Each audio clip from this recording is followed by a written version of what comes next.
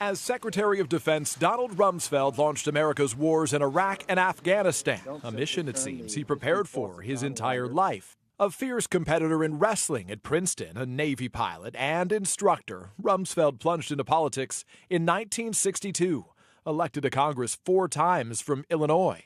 I, Donald Rumsfeld. Rumsfeld was recruited by the Nixon White House, where he earned the reputation as an ambitious and skillful political infighter.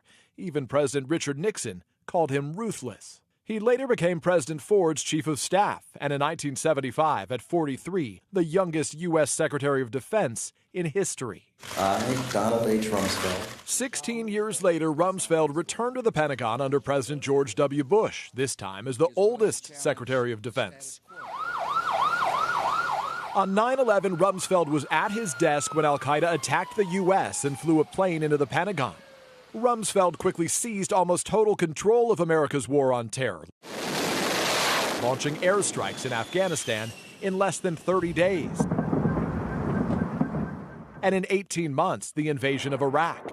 But U.S. claims Saddam Hussein possessed weapons of mass destruction were soon proven false. Is there any evidence to indicate that Iraq has attempted to or is willing to supply terrorists with weapons of mass destruction? There are known knowns. There are things we know we know. We also know there are known unknowns. But there are also unknown unknowns. The ones we don't know, we don't know. It is the latter category that tend to be the difficult ones. As the war dragged on, Rumsfeld himself came under fire, but President Bush stood firmly behind him. I'm never disappointed in my Secretary of Defense.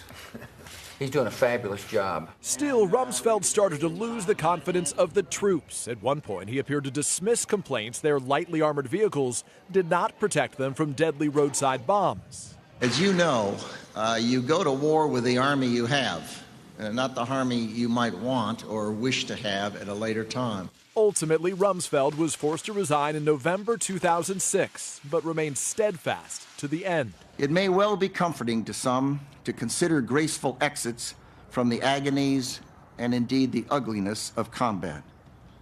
But the enemy thinks differently. But Rumsfeld refused to quit. He and his wife Joyce started a foundation to promote leadership and public service at home and free political and economic systems in places like Afghanistan. Rumsfeld once said, if you are not criticized, you may not be doing much. By that measure, he did quite a lot. For the news, I'm Peter Alexander. Shepard Smith here. Thanks for watching CNBC on YouTube.